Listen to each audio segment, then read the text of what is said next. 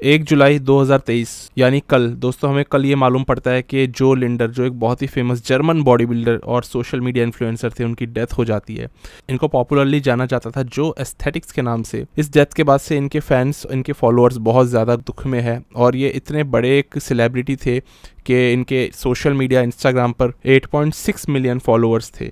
सबसे ज़्यादा हैरानी की बात दोस्तों इस डेथ के अंदर निकल करके आती है इनकी एज। जो लिंडर सिर्फ और सिर्फ 30 साल के थे और इतनी कम एज के अंदर अगर डेथ हो जाती है तो सब लोग शॉक में आ जाते हैं, क्योंकि ये कोई नॉर्मल डेथ नहीं हो सकती अगर इतना कम किसी की एज हो।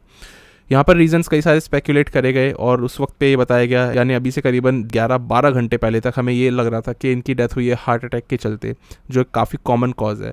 लेकिन अभी हमें पता लगता है कि इनकी डेथ एक्चुअली में हार्ट अटैक की वजह से नहीं, बल्कि हुई है एन्यूरिज्म की वजह से। एन्यूरिज्म का मतलब है कि एक ना बैलून टाइप स्ट्रक्चर बन गया आपकी आर्टरीज के अंदर, आपकी जो खून की नसें हैं ना वो फूलनी शुरू हो गई है, उसको एन्यूरिज्म कहते हैं। उसकी वजह से जब वो फटती है तो उस फटने को हेमोरेज कहते हैं। या तो ब्रेन के अंदर आपकी जो नसें हैं उनमें एक बैलून सा बन गया है और वो कभी भी फट सकता है, तो उसको ब्रेन हेमोरेज कहते हैं। या फिर हार्ट के अंदर जो आपकी आर्टरीज है वहाँ पर एक बैलून बन गया है, वो कभी भी फट सकता है। ये ज़्यादा करके अरोटा में होता है, तो उसको हम एरोटिक एन्यूरिज्म कहते हैं। कभी कभी एन्यूरिज्म किसी भी जगह और हो सकता है, आपकी नेक में भी हो सकता है, आपके घुटनों में भी हो सकता है, तो आर्टरीज जहाँ हो ये वहाँ हो सकता है। अब जो के साथ प्रॉब्लम थी कि उनको नेक पेन हो रहा था, तो उन्होंने 3 दिन पहले शिकायत करनी शुरू करी थी कि कुछ दिक्कत चल रही है, जिस चीज़ को नज़रअंदाज कर दिया गया और अल्टीमेटली उनकी डेथ हो गई। पॉसिबिलिटी हो सकती है कि उनको सेरिब्रल यानी कि ब्रेन हेमरेज हुआ हो।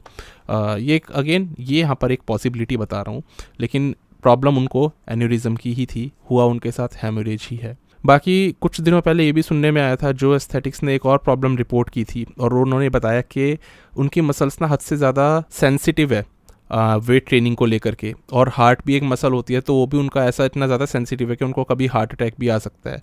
तो पता नहीं किस चीज़ को किससे जोड़ के देखा जाए, ये उनकी स्टेटमेंट थी, लेकिन उनकी गर्लफ्रेंड ने एक्चुअली में ये चीज़ रिपोर्ट करी है एन्यूरिज्म वाली। तो ये रीज़न अभी सामने आ रहा है और ये एक ऐसी चीज़ है ना कि इसको हम ड्रग्स से, स्टेरॉइड से कंपेयर करके भी नहीं देख सकते या उसकी जगह पर रख के भी नहीं देख सकते, बिकॉज ये प्रॉब्लम ऐसी है किसी के भी साथ हो सकती है, किसी भी एज में हो सकती है। और जेनेटिक कंडीशन अगर जैसे कि इनके साथ में ये थी रेयर जेनेटिक कंडीशन मसल्स का सेंसिटिव होने वाली, तो ये भी किसी के साथ हो सकती है। बहुत अनफॉर्चुनेट इंसिडेंट हुआ और ऐसा हो गया इनके साथ में। जो एस्थेटिक्स जो थे दोस्तों, ये जाने जाते थे अपनी काफ़ी अलग किस्म की कला दिखाने के लिए। वो था इन मसल्स को, मसल फाइबर्स को जो चेस्ट में है ना उनको हिलाना। अब मसल्स तो कई लोग हिलाते हैं, आमतौर पे जब आप काफ़ी लो बॉडी फैट पे होते हो तो आप इस तरीके की चीज़ें कर लेते हो, लेकिन इतना ज़्यादा मसल फाइबर्स क्लियरली विजिबल हिलाना, सेपरेशन उनमें दिखना, ये वही करते थे।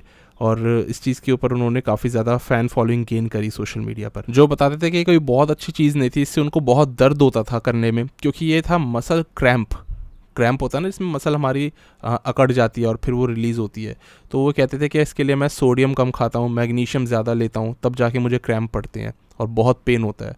और ये एक्चुअली में इस तरीके से करते थे कि मसल इनकी टाइट करते थे, फिर उसको शोल्डर पीछे करते रहते थे, हाथ पीछे करते रहते थे, और मसल इनकी ना रिलीज़ होती थी, कुछ मसल्स होती थी रिलीज़, कुछ नहीं होती थी, तो ये क्रैम्प पड़ते थे। मसल एक नाचती थी इनकी, डांस करती थी। तो ये चीज़ ये नहीं करना चाहते थे आने वाले टाइम में, इन्होंने मना करा था इस तरीके की चीज़ें करने के लिए। बाकी जो ने बोला कि कोई भी कर सकता है, ये कोई मेरे अंदर स्पेशल टैलेंट नहीं है, जो भी सोडियम कम खाएगा, मैग्नीशियम ज़्यादा खाएगा, मसल क्रैम्प उसकी बॉडी में आएंगे, वो इस तरीके की चीज़ें कर सकता है। तो इनके अलावा भी बहुत लोगों ने ऐसी चीज़ें करी हैं, लेकिन सबसे पहले इस चीज़ को फेमस करने वाले यही थे। तो फिलहाल काफ़ी पॉपुलर थे और काफ़ी आगे बढ़ते जा रहे थे अपने करियर में। बाकी कई शोज़ में कम्पीट भी कर रहे थे बतौर मेंस फिजिक एथलीट। तो करियर अच्छा जा रहा था, सब चीज़ें इनकी अच्छी जा रही थी, और अचानक से एक इतना बड़ा हादसा इनके साथ घट गया। तो बुरा हुआ, इससे ज़्यादा बुरा और कुछ नहीं हो सकता कि आपकी जान चली जाए। और इतनी ज़्यादा मासिव जब आपकी फ़ैन फॉलोइंग हो, मतलब हर जगह पर इनको लोग जानते थे। हर एक सोशल मीडिया सेलिब्रिटी के साथ में जब कभी ऐसा होता है तो उसकी फ़ैन फॉलोइंग इतनी ज़्यादा होती है कि सब लोग शॉक में आ जाते हैं, इधर उधर हर जगह पर वो इंसान कवर होना शुरू हो जाता है। तो ये बहुत बड़े सोशल मीडिया सेलिब्रिटी थे, एथलीट उतने बड़े नहीं थे, लेकिन सेलिब्रिटी होने के कारण इनकी पॉपुलैरिटी काफ़ी ज़्यादा थी और इसमें अब कुछ नहीं करा जा सकता। उम्मीद है इनके जो घर वाले हैं उनको इस चीज़ से उभरने की एक स्ट्रेंथ मिले और ये चीज़ ही बोल सकते हैं बिकॉज इतनी कम ये एज थी ना, 30 साल की उम्र। इसके अंदर कभी आप एक्सपेक्ट ही नहीं कर सकते हो कि एक इंसान की नेचुरल डेथ भी हो सकती है, बट ऐसी रेयर कंडीशन हो अगर, या फिर ये इस तरीके का हैमरेज हो जाए तो फिर क्या ही कर सकते हैं। तो बहुत अफसोस वाली बात है। बस दोस्तों, इसमें अब ज़्यादा कुछ बोलेंगे नहीं, वीडियो को ख़त्म करते हैं। आप लोगों का किस तरीके से आप लोगों की लाइफ पे जो एस्थेटिक्स यानी कि जो लिंडर ने इम्पैक्ट किया मुझे बताना। क्या आप लोग भी कभी इनसे इंस्पायर हुए हो किसी एक टाइम पे इनकी तरह फिजिक बनाने के लिए? क्योंकि यही होता है एक इम्पैक्ट किसी भी बॉडी बिल्डर, किसी भी सेलिब्रिटी का आम जनता पर, और इसी तरीके से लोग उनको याद रखते हैं। इनकी गर्लफ्रेंड ने कहा कि बस आप उनको याद रखना जो एस्थेटिक्स की तरह, इनका यही नाम था और बहुत ही अच्छे पर्सन थे, इनक्रेडिबल पर्सन थे ये। तो होता है दोस्तों, अनफॉर्चुनेट इंसिडेंट है, बट हम इसमें कुछ नहीं कर सकते हैं। बस दोस्तों, अभी के लिए यही था इस वीडियो में। आपके जो भी विचार हो आप नीचे लिखना, और आप इनको किस तरीके से याद करते हो अपनी ज़िंदगी में मुझे बताना। बस दोस्तों, अब अगली वीडियो में मिलते हैं।